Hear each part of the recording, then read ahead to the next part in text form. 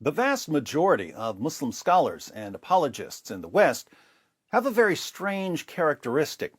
In their zeal to shield their religion from critics and to prove that they are the true defenders of Islam and to win praise from their followers, they will say almost anything to block a criticism, even if they have to twist and distort the Quran and the Hadith, even if they have to lie about the history of Islam, even if they have to throw centuries of Muslim scholars under the bus. As long as they successfully deflect a criticism, the ends apparently justify the means. The most interesting part is that the more they twist and distort the Quran and the Hadith, the more they lie about the history of Islam, the more they throw centuries of Muslim scholars under the bus, the more popular they become, because their deceptive dawah tactics make them appear to be the champions of Islam who are successfully protecting Muhammad and the Quran from evil critics. There are, of course, a few problems with the approach of westernized Muslim scholars and apologists. There's a moral problem. It's just wrong to spread your religion through deception and manipulation, but that never seems to bother them. There's a practical problem. The more you lie, the easier it is to expose your deception. So if you just keep piling lie upon lie upon lie in order to defend your religion, you end up making it easier to expose your religion. And there's a division problem. When some people lie for their religion, there will be other people who don't believe in lying for their religion, so they start criticizing and condemning the liars, and this leads to division within the religion. People are starting to notice the division problem that's arising. Let's look at a fascinating example. A Muslim named Muhammad was on Twitter criticizing Mansour for exposing the lies of Sheikh Uthman ibn Farouk.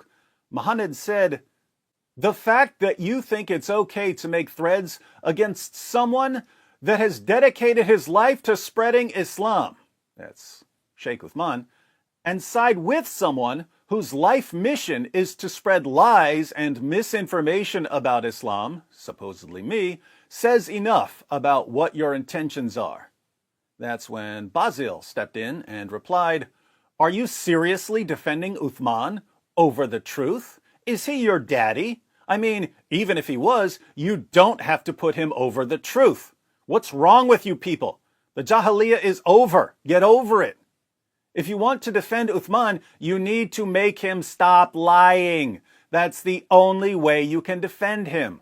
Talk to him and say, Uthman, stop lying to Muslims. Stop lying. Stop lying.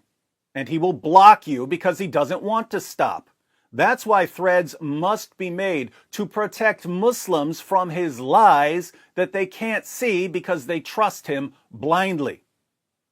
Muhammad responded, "Protect Muslims? Yeah, that's obviously what you're trying to do. You have zero credibility when you side with someone who insults God, my prophet, and my religion."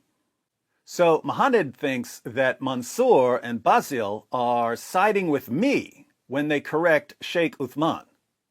Basil replies, "In fact, he is siding with scholars of Islam. You can't understand. You are in the Jahiliyyah following random guys on the street. Uthman threw the scholars under the bus, and you're like, yeah, Uthman, keep going. We need to defeat David. Throw all those filthy scholars under the bus. Go, go, Islam is peace. Beat them all, these hateful scholars." This is actually a really good description of the entire Ummah in the West. They're so desperate to answer critics of Islam that they will cheer for people like Sheikh Uthman, even though Sheikh Uthman is destroying Islam from within. He's obliterating Orthodox Islam and building a shrine to himself. And Basil gets what's going on. When David forces you to throw all the scholars of Islam under the bus, well, he has won. He defeated you. You have been humiliated by a single man who managed to destroy the scholarship with only a few words. David is impressive. Notice the different perspectives here. Muhammad says that people like Mansour are hurting Islam by siding with me against da'is like Sheikh Uthman. Basil says that people like Sheikh Uthman are inadvertently helping me destroy Islam by throwing Islam's greatest scholars under the bus. In other words, both sides are accusing the other side of being on my side. Mansour agrees with Basil. He says, this sums it up. All David Wood has to do is read what the scholars said, and the vast majority of Western Muslims will start denying Orthodox Islam in some twisted attempt at defending Islam, really defending themselves from criticism. Now that's interesting. According to Mansour, all I have to do is keep quoting Muslim sources and scholars to people like Sheikh Uthman and other westernized Muslim apologists. These westernized Muslim reformers will be so desperate to respond to me that they'll keep attacking their own sources and their own scholars. They'll be attacking Orthodox Islam. And their followers, who have no clue what's in their sources or what their scholars say, will agree with their westernized apologists because their westernized apologists are supposedly protecting Islam from critics like me. So according to Mansour, all I need to do is keep quoting Muslim sources to Muslim apologists, and they will destroy Islam for me.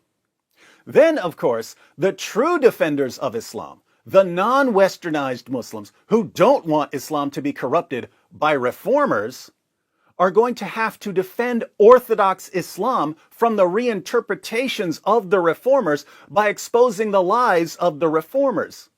But whenever they expose the lies of the reformers, they'll be accused of siding with me.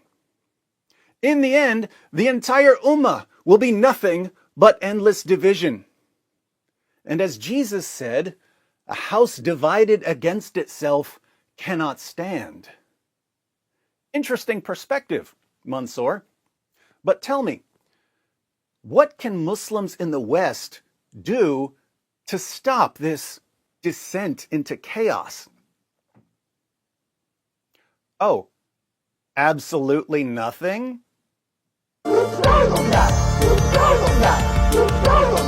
It just backfired on you. It just backfired on you. This is a part of our religion. There's a reason to it. Yeah?